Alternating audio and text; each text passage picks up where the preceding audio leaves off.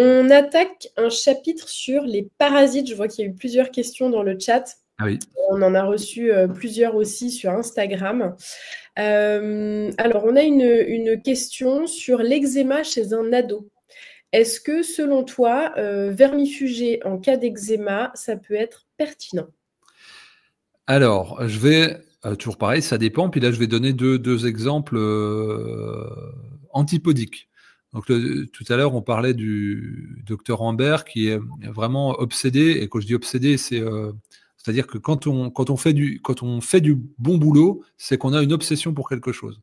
C'est qu'on creuse, qu'on est passionné. Donc, c'est un versant positif. Donc, il est de Besançon, on se connaît. Et c'est quelqu'un qui, en effet, traite énormément la cause de beaucoup de maladies chroniques comme étant la résultante de parasitose au niveau intestinal. Donc ça va être eczéma, mais beaucoup d'autres troubles comme, faut que évidemment, je vais avoir un... Oh, bah, il y a beaucoup de choses. Il y a l'insomnie, il parle du HPV, Ouais, du lien avec le voilà, papillome. c'est ça. Lui, il a beaucoup communiqué sur le papillomavirus en disant, bah, voilà, c'est un herpès, ça c'est une sorte d'herpès, mais qui trouve avec une peste parasitose. La parasitose, enfin moi j'étais, pas dire que j'étais distancié, mais quand on est hygiéniste, on va pas s'intéresser à tellement aux bactéries, aux virus, aux parasites. Alors pareil, tout le monde, ouais, c'est pas prouvé, truc. Il y a des modèles, bref, on va pas repartir là-dessus. Bref, on va faire un webinaire spécial. En l'occurrence, il y a des déséquilibres de terrain par des éléments extérieurs. Ça, c'est, pour le coup, c'est visible, c'est perceptible. Moi, je travaille beaucoup avec des gens qui bossent dans des centres de maladies infectieuses, notamment l'IHU de Marseille. Donc, enfin, voilà, c'est assez probant. Et donc, en effet, les pistes de parasitose intestinale, moi, je l'ai vu, j'ai vu des améliorations très fortes. Pour ce qui est de l'eczéma, oui, moi, j'ai déjà recommandé des plantes pour lutter contre la parasitose, ou revenir à un équilibre sans parasite. On voit le verre à moitié vide ou à moitié plein, avec des améliorations notables de l'eczéma, voire disparition. Mais j'ai déjà vu aussi des eczémas disparaître uniquement en réglant un problème d'ordre psycho-émotionnel. J'ai vu plusieurs fois. Et donc, le parasite, il est émotionnel ou il est microscopique. Donc, on ne peut pas avoir une réponse unilatérale sur un symptôme. Un symptôme peut avoir une source très différente d'une personne à l'autre. Donc là, en l'occurrence, la personne c'était un deuil et un stress énorme à la suite d'un deuil qui lui avait fait péter son eczéma. Et donc, en travaillant sur la piste psychologique, eh bien, la personne voyait, elle n'a pas touché la bouffe, hein, elle voyait son eczéma réduire. Et donc ça, je l'ai vu, pareil, beaucoup de fois. Mais comme j'ai vu beaucoup de fois, des gens améliorer leur situation avec la déparasitose. Je vais raconter aussi un exemple. J'étais en 2015 chez Désiré, et donc j'observais, il y avait une personne qui travaillait pas loin de un magasin bio à Perpignan. Il était bourré d'eczéma, a pu pouvoir en ouvrir les mains. Enfin, c'était partout. Ça sentait la douleur, quoi.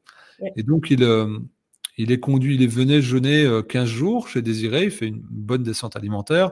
Et moi, j'ai fait beaucoup d'observations cliniques avec Désiré. Donc il y avait l'enseignement théorique puis l'observation clinique. Il me dit, bah, tu vas l'observer, tu es là, je suis resté 3 semaines, je ne sais plus combien. Il me dit, lui, il est là 15 jours, tu vas le regarder sur les 15 jours, et puis tu t'en occupes. Et donc, les premiers jours, il était au lit, il ne bougeait pas, quoi. C'est-à-dire, il était 23h30 sur 24 dans son lit. 4 ou 5e jour, il vomit plusieurs fois par jour. Et au bout du 7-8e jour, il se relève. Il avait dû perdre pas loin d'une dizaine de kilos. Et là, il commençait de faire ça. Il commençait d'ouvrir les mains et il était sensiblement amélioré. Et ça se voyait, il pouvait ouvrir. Et donc là, Désiré lui dit, bah, il faut que tu aies encore une semaine, comme convenu. Tu vas avoir une diète hypotoxique. Tu vas rejeûner 15 jours et blablabla, comme ça. Donc là, nous n'avons pas traité du tout la parasitose. Et c'est vraiment une forte congestion hépatique, ou plutôt une décongestion, laquelle on faisait face. Hein, vomit vraiment beaucoup de bile, etc. Donc, tout ça pour dire qu'il y a plusieurs enjeux dedans. Reste que, pareil, il y a des gens qui vont supprimer gluten, produits laitiers, qui n'auront plus d'eczéma. Mais on pourrait dire qu'il y a quelque chose qui est latent, qui est en attente d'exploser de manière centrifuge et de ressortir par la peau. Donc, pour venir précisément à la question, là, déjà, c'est de dire, ça dépend. Et puis, je donne 3 exemples qui montrent qu'il n'y a pas de choses unilatérales. En revanche, oui, il y a la piste parasitose, et donc il faut savoir de quel parasite ça vient. Donc, l'avantage du docteur Imbert, c'est qu'il est médecin. Donc, il est habilité à faire des examens de sang, des examens urine, mais des coprocultures aussi, pour regarder ce qu'il y a dans les selles, avec quel type est dominant, et donc avoir une action allopathique ou un traitement naturel en fonction de la nature des parasites. Parce que évidemment, j'entends quel protocole de déparasitage, ça va dépendre. C'était ma question suivante. J'imagine. Naturel. Tu me voyais venir gros comme une maison. Ouais, j'imagine que c'est la question. Une fois qu'on dit, voilà, une fois qu'on t'a identifié une cause, quelle est la réponse? Là aussi, ça dépend, parce que, alors déjà, c'est être sûr. Donc, est-ce que le trouble vient des parasites? Et si oui, de quel type de parasite? Parce qu'on peut taper à côté, on peut faire un super cure ou un super protocole, mais en fait, il y a des déparasitaires naturels ou synthétiques qui ont un spectre d'action large, mais qui vont être moyennement efficaces, d'autres qui ont une action plus ciblée et qui vont être beaucoup plus efficaces. Donc ça va dépendre. Et puis il y en a qui vont être ciblés sur les larves actives et d'autres sur les œufs. Donc ils vont se prendre, certains traitements vont se prendre au moment des pontes, d'autres vont tuer. C'est assez complexe. C'est pour ça que souvent. Ouais. Prendre un antiparasitaire à large spectre, est-ce qu'on a un risque à le tester en fait? Parce que non. Pourquoi pas? Si on a un doute, même si on n'a pas de parasitose avérée, on a un doute, est-ce qu'on peut le faire? Naturel, oui, c'est pas gênant. Je pense, voilà, si on prend de l'origan, si on prend par exemple l'origan, du giroflier, du thym, ce qui est le plus utilisé. Ça, ce sont des choses. Non, il n'y a pas de risque d'effet secondaire, sauf si on se boit des choses trop concentrées.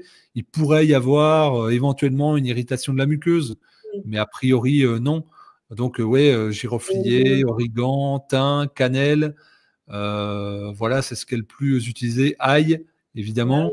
Ça, c'est des choses qu'on peut prendre en abondance, mais il faut que ça soit répété, il faut que ça soit très, très concentré pour qu'il y ait un impact. Et pareil, si vous prenez des compléments alimentaires, regardez les concentrations, regardez les origines. Il y a des choses qui sont très attirantes par le prix, mais en fait, vous allez avoir un coût de concentration très faible, quelque chose qui est vraiment frelaté, très bas de gamme, et vous allez vous dire, non, c'est pas les parasites, sauf que vous avez juste pris des antiparasitaires pas chers, et donc être vigilant à ça. La cure Clarks, par exemple, t'en penses quoi? Parce qu'elle est très, très réputée, cette cure, elle est quand même assez conséquente. Ouais. Et donc là, derrière, la cure de Clark, il y a un peu tout ce que j'avais dit, plus de l'absinthe. Voilà, c'est de l'absinthe. Donc là, c'est très protocolarisé. Oui, c'est quelque chose. Alors, sur les faits, ça reste de la phyto pure. Hein. Ça vraiment reste de la phyto pure. Moi, j'ai jamais entendu trop de mauvais retours sur Clark, c'est-à-dire de gens qui ont eu des problèmes. Par contre, j'ai entendu beaucoup de personnes pour qui ça n'a pas été efficace, mais ce qui est logique, parce que ça vient peut-être pas cibler le truc, puis gros problème, grosse solution. Elle a recommandé aussi un dosage qui est médian, et à certaines personnes, il leur faut 2, 3, voire 4 fois la dose. Mais ça, en fait, c'est un bon phytothérapeute ou un bon naturopathe qui va faire une anamnèse de terrain. N'oubliez pas que quand il y a une autorisation de mise sur le marché, il y a toujours des paramètres de sécurité, et c'est normal, qui doivent faire en sorte que ça ne doit pas avoir d'effet notamment inflammatoire et abrasif sur la muqueuse. Là, c'est vraiment ça dont on te parle. Imaginons quelqu'un qui a une lésion organique, peut-être au foie, peut-être à l'estomac, une faiblesse du pancréas. Si on dose trop fort, ça irait pas. Donc, on est toujours dans des protocoles médians. C'est pour ça que des fois, vous verrez des doses par certains phytothérapeutes nous disent mais c'est trop gros. Non, c'est juste adapté à ce que vous faites et que là, que vous fassiez peut-être, si vous là tout à l'heure j'ai une consultation avec une femme de 50 kilos, des fois la dernière, peut-être 4-5 jours avant, j'ai eu un homme de 110 kilos. Vous imaginez bien que les dosages vont pas être les mêmes. Et puis si la personne a 80 ans ou si elle a 25 ans, la vitalité va pas être la même. Donc en fait, quand vous voyez des dosages sur les protocoles, dites-vous bien que c'est quelque chose de moyen pour une personne qui est en santé moyenne. Et donc, c'est probablement pas adapté à vous. Ce qui n'est pas mauvais, mais que du coup, ça doit être considéré en tant que tel.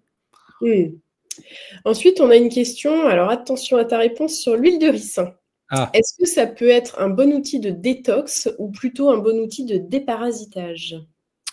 alors justement, là, aujourd'hui, donc une personne, c'est une femme de 50 kilos qui regarde peut-être la vidéo que je salue, et chez qui avait des troubles de santé, je soupçonnais très fortement une congestion au niveau hépatique. Et donc, on recommande de la diététique et des choses. Et là, pour le coup, de mon point de vue, c'était vraiment émotionnel parce qu'elle avait une alimentation que j'avais qualifiée de très bien. Donc, si j'ai la prétention de noter. Mais alors, j'ai dit, je pense que tu es extrêmement colérique. Elle valide, elle dit oui. Je vais d'ailleurs commencer une psychothérapie dans ce sens, etc. Pour dire que aussi, le facteur émotionnel peut être très important sur le déclenchement de problèmes. Donc, si vous allez régler des problèmes émotionnels d'un point de vue physiologique, vous aurez des résultats, mais vous allez vite revenir dessus, parce que la cause fondamentale du problème n'aura pas été investiguée. Mais il faut qu'elle trouve un confort. Par exemple, quelqu'un qui boit peu d'alcool, elle boit un verre, elle a la gueule de bois pendant 3 jours. Donc là, ça montre qu'il y a une intoxication hépatique plus. Donc je lui ai dit, ce qui serait intéressant, c'est de faire des cataplasmes d'huile de ricin sur la zone vésicule foie, et de surmonter cela d'une bouillotte. Et donc là, c'est très bien. Donc là, en l'occurrence, la chaleur de la bouillotte va attirer le flux sanguin.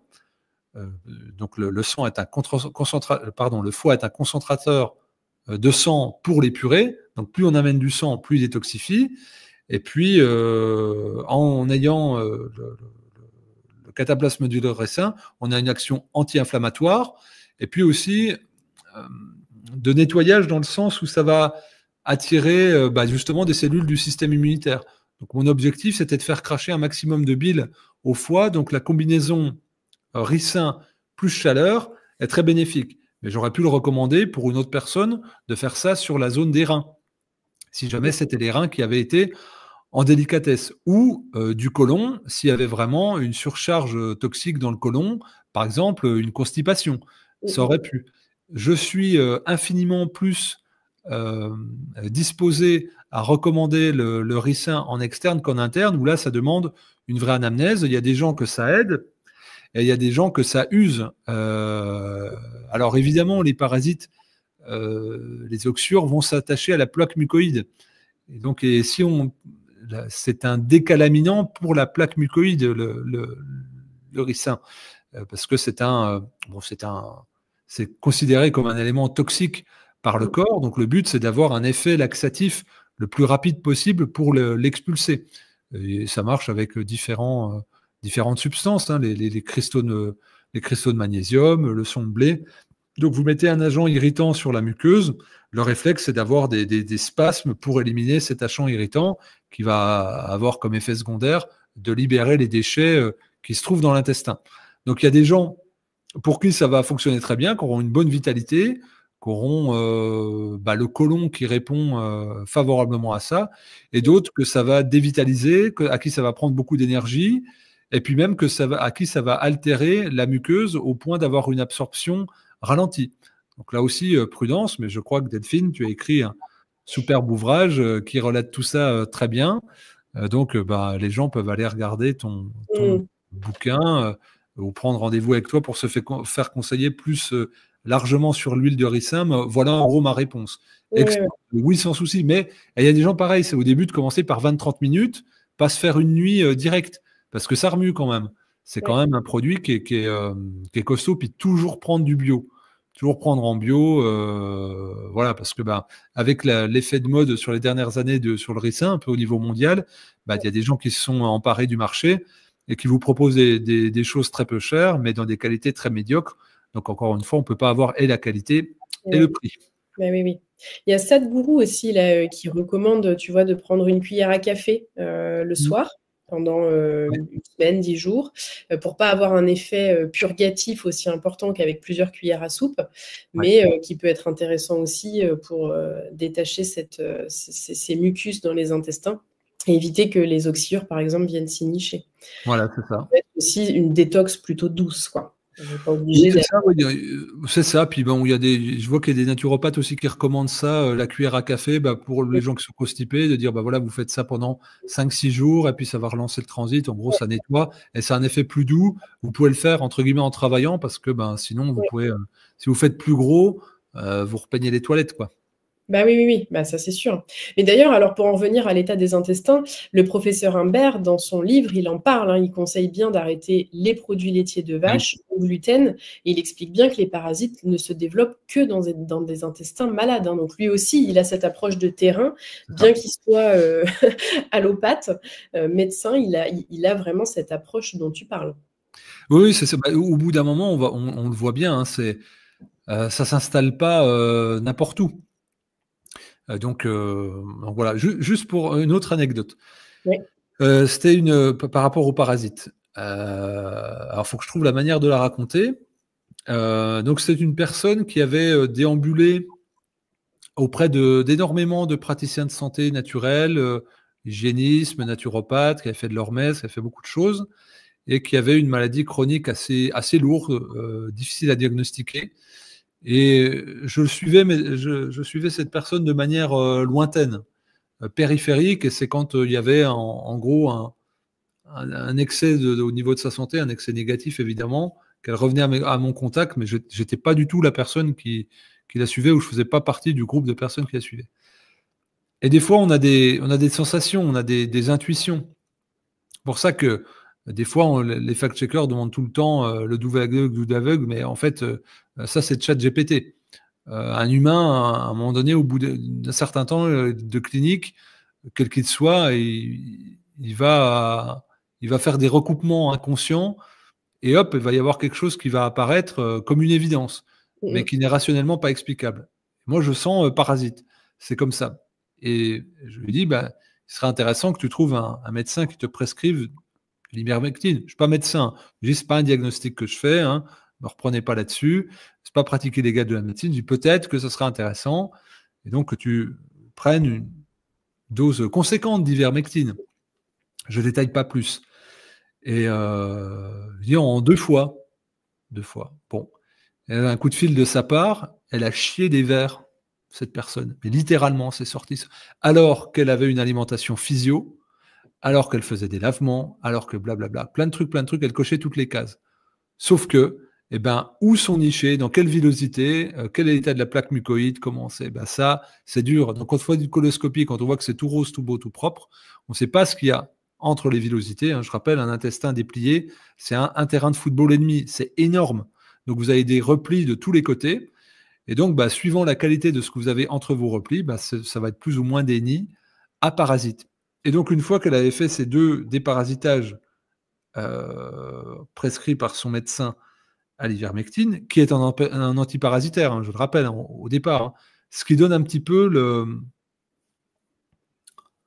le delta de beaucoup de maladies améliorées par ça, ce qui montre aussi la source parasitaire. Et quand c'est associé à des antibiothérapies, ce qui montre, bactéries parasites, ça pullule sur quel terrain? Pour ça, dans la santé naturelle, quand on dit que ça n'existe pas, oui, mais peu importe le nom qu'on y donne. Est-ce que c'est exogène, endogène? Peu importe. En tout cas, il y a des actions synergiques qui fonctionnent avec des améliorations de santé. Et cette personne-là, c'est 2 tiers de ses symptômes réduits, alors qu'elle bossait dessus depuis des années, et en cochant toutes les cases. Sauf que là, c'est l'approche des parasitaires qui a validé tout cela. Alors peut-être que l'action synergique a été rendue possible grâce à tout ce qu'elle a fait comme travail de terrain avant, mais ça, on ne le saura jamais. Et alors, quand certains parasites meurent, j'ai entendu parler de crise d'ammoniac, ils Ouais. peuvent éventuellement relarguer certaines toxines. Quel est ton avis sur la question? Est-ce qu'il faut du coup ouvrir ces émonctoires avant pour éliminer Ah oui. correctement ces réactions? Qu'est-ce que tu en penses? Bah oui, c'est ça, parce que les déchets ammoniaqués, s'ils transitent dans le milieu intérieur, ce qui va être le cas si ce n'est pas éliminé, donc le milieu intérieur, c'est le sang, vont venir congestionner lourdement le système hépatique. Donc le foie va ramasser sévère, et donc après, on aura un ralentissement hépatique qui lui-même va amener à avoir moins de bile dans les intestins pour purifier, on repart dans un cercle comme ça. Donc, en effet, il faut vraiment nettoyer le côlon de manière préventive. De toute façon, c'est pour ça la question que tu as posée au début, il faut ouvrir les émonctoires avant d'entreprendre quelque cure détox que ce soit. Que ce soit du jeûne, que ce soit de la monodiète, que ce soit via des agents de déparasitage. Là, j'ai vu des questions qui arrivaient sur les métaux lourds. C'est tout le temps ouvrir les émonctoires, sinon vous courez le risque d'aggraver votre état de santé. Mais notablement. Et dernière question sur les parasites, est-ce que tu as entendu parler du CDS ou du zapper? Oui. Qu'est-ce que tu en penses? Moi, j'avais acheté ça il y a 15-20 ans. C'était pareil, c'est le brevet du Dlaclac. Alors c'est tout simple. Hein. À la limite, les collégiens pourraient fabriquer ça en techno. Hein. C'est une toute petite boîte avec une pile 9 volts et puis juste un conducteur en cuivre qui est une pièce d'1 ou 2 cents. Ça, là-dessus, moi, j'ai pas assez étudié les fréquences de vie des parasites. Je dis sur le papier, théoriquement, oui, mais je ne suis pas du tout expert là-dedans. Okay. Mais donc, moi, j'ai acheté pour le gadget parce que je suis très curieux. Donc, je teste, je regarde, j'achète, je regarde les compositions. Ça fait partie de la formation en continu. Donc, je crois que j'avais acheté ça en 2006, 2006. Non, un peu plus. Peut-être 2011. 2010-2011, un truc comme ça. On perd essayer de toute façon, mis à part peut-être le prix de l'appareil. Et puis, si vous avez des petites connaissances en électronique, je pense que ça vous coûte moins de 10 €. Ah ouais. Ah oui, c'est vraiment très peu cher à fabriquer. C'est un circuit imprimé, mais c'est très très bas prix. Et je pense qu'il y a des gens qui ont dû mettre ça en. Donc si vous avez un de vos copains, ou même vous le montez, hein, vous achetez les pièces maintenant, de toute façon sur Amazon ou n'importe quoi, tout vient de Chine. Vous trouvez le petit circuit imprimé, vous faites ça vous-même. Mais pour le coup, là, je ne saurais pas du tout donner un diagnostic de fiabilité ou d'efficacité. Bon, si vous avez des témoignages à partager dans le chat à ce sujet-là, n'hésitez surtout pas à nous dire. Voilà, les partages d'expérience, ils valent ce qu'ils valent, mais ils sont les bienvenus.